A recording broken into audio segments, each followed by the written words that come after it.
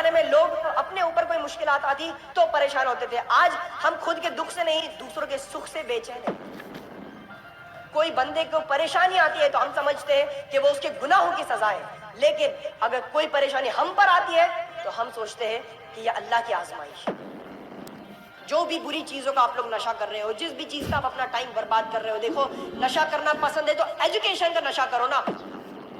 Past میں جو ہوا بھول جاؤ, فیوچر میں جو ہونے والا اپنے ہاتھ میں نہیں ہے. آپ کے بس میں ہے تو کیا, آج آپ کا پریزنٹ بس آپ کے ہاتھ میں, اسے یوٹیلائز کرو.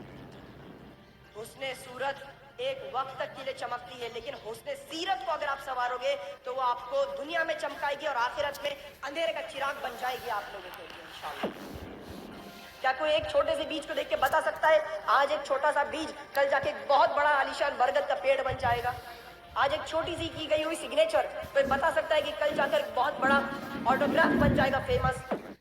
That's the only reason why you are not able to speak in English fluently, because کبھی بھی اگر آپ لڑکا جیم آف دا ورکشاپ ایوارڈ لیا تھا, آج کتنا کانفیڈنس اور کیسا زبردست موٹیویٹ بندوں کو کر رہا ہے. آپ دیکھ رہے ہیں انگلش ہاؤس اکیڈمی کے پلیٹ فارم پر کیسے سپیکرز ابھر رہے ہیں. ڈاکٹر رفیق صاحب, یہ آپ کا خواب تھا, وہ پورا ہوتا ہوا آپ دیکھ رہے ہو انشاءاللہ. It is just the beginning. Revolution آئے گا اور بھارت چمکے گا, اور اس میں ہمارے نوجوان بچوں کا بہت بڑا کنٹریبیوشن رہے گا. اس میں انس کا بھی نام چمکے گا انشاءاللہ. Always believe in yourself, always identify the potential, the energy, the power in yourself.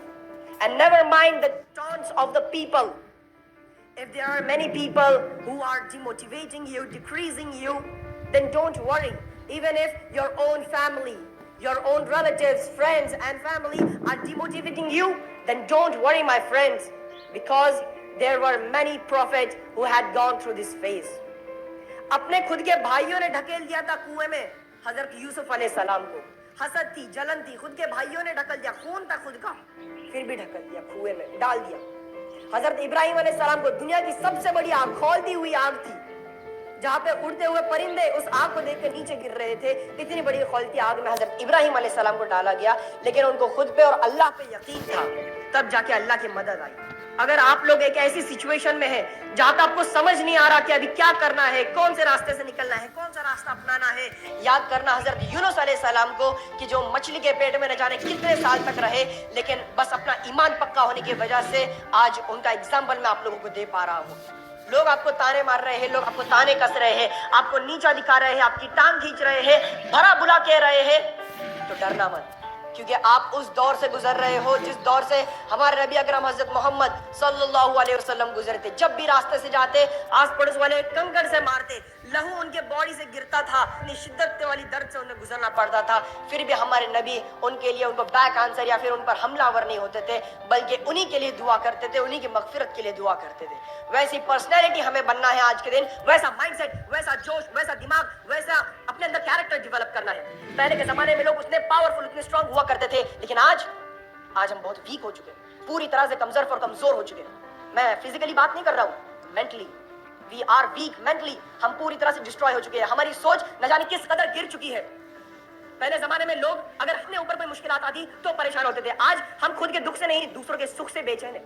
ہمارا پڑوس والا یا پھر ہمارا بڑا بھائی یا پھر ہمارا کوئی بزنس پارٹنر اگر وہ آگے بڑھ رہا ہے, اس کی ترقی ہے, ہمیں حسد ہوتی ہے, ہمیں جلن ہوتی ہے, دیکھا نہیں جاتا اس سے. آج ایسا دور آ چکا ہے, ہماری سوچ کو نہ جانے کیسا زنگ لگ چکا ہے کہ اگر کوئی بندے کو پریشانی آتی ہے تو ہم سمجھتے ہیں کہ وہ اس کے گناہوں کی سزا ہے, لیکن اگر کوئی پریشانی ہم پر آتی ہے تو ہم سوچتے ہیں کہ یہ اللہ کی آزمائش ہے. یہ ہماری سوچ ہو چکی ہے کہ اگر دوسرا کوئی ہے تو وہ اس کے گناہوں کی سزا, اور اگر ہمارے اوپر کچھ بیتتی ہے تو اللہ آزما رہا ہے. ابھی خود کی گریبان میں جھانک کر دیکھیے کہ آپ کتنے دودھ اور کتنے پانی میں ہیں. اپنے تھنکنگ پروسیس کو ڈیولپ کرو, چھوڑ دو ان ساری چیزوں کو, یہ سارے برے کام, یہ ساری بری چیزیں, بری سوچ, بری سنگت کو نکال دو اپنی لائف سے.